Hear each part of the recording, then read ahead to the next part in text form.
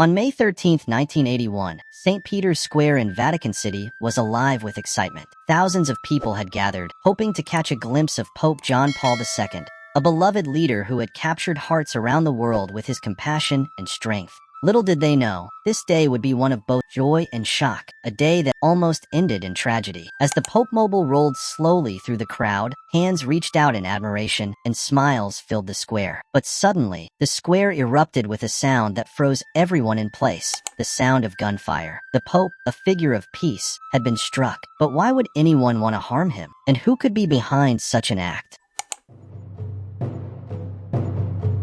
Pope John Paul II was a different kind of pope. Growing up in Poland and surviving the hardships of Nazi and communist regimes, he knew suffering and resilience.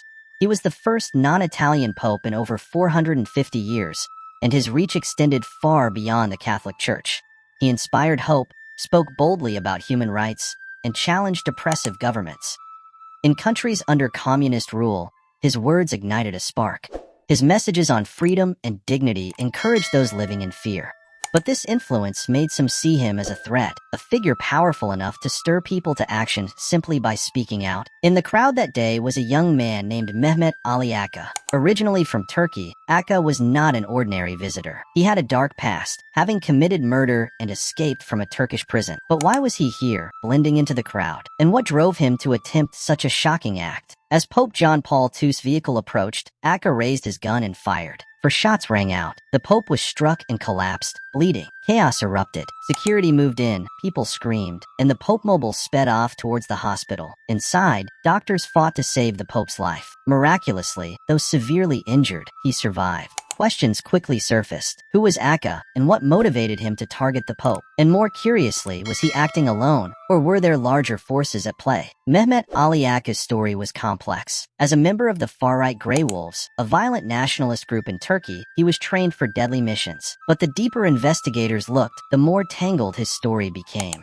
Some suspected Aka might be working with international groups. When interrogated, he gave confusing statements, sometimes saying he acted alone, other times hinting at a larger conspiracy. These mixed messages only deepened the mystery. During the Cold War, tensions between the Soviet Union and the West were high. Pope John Paul II's stance on freedom was seen as a direct challenge to communist ideologies, especially in Eastern Europe. Some wondered, could the Soviets have viewed him as a dangerous figure? A new theory emerged, the Bulgarian connection. Aka claimed that Bulgarian agents, possibly linked to the Soviet KGB, had plotted to kill the Pope. At the time, Bulgaria was a close ally of the USSR and known to handle sensitive missions on its behalf. But was this true, or a diversion? The Bulgarian government denied involvement, and without solid evidence, the theory remained just that, a theory. If Aka was lying, why? And if there was truth to it, how could such a secret have been kept hidden? Decades later, these questions still haunt investigators. As the theories grew, another, more controversial possibility emerged. Some wondered if factions within the Vatican itself might have played a role. Pope John Paul II's bold views on human rights and outreach to other religions sometimes clashed with traditionalists within the church. Could there have been individuals within the church who wanted to silence him? This theory has never been proven, but it adds a new layer of mystery to the story. Despite his near-death experience, Pope John Paul II returned to his work stronger than ever, becoming a living example of faith and resilience. But his next action shocked the world. 2 years after the attack, Pope John Paul II visited Mehmet Ali Aka in prison. In a private conversation that remains a secret, he forgave the man who tried to kill him. What they discussed, we may never know. But this act of forgiveness sent a powerful message of mercy and compassion. Some say this act demonstrated the Pope's strength of character. Others believe he may have uncovered information from Aka that he chose to keep private. Though many years have passed, the mystery remains. Aka has changed his story multiple times, keeping the mystery alive. Was he a lone attacker or a pawn in a larger game? Historians and investigators still debate this. What we know is that Pope John Paul II's message continued to inspire millions, helping to fuel movements that eventually led to the fall of communist regimes in Eastern Europe. In a way, the very forces that may have wanted to silence him only amplified his influence. As we honor his life and legacy, we are left with haunting questions. Who truly wanted Pope John Paul II dead? And will we ever know the full truth? The story of Pope John Paul II's attempted assassination assassination is a powerful blend of mystery, faith, and history. His resilience and forgiveness remind us of the strength within us all. What do you think? Was this an act of a lone gunman, or was there a deeper conspiracy at work? Share your thoughts in the comments, and don't forget to subscribe for more stories that explore the mysteries of our world.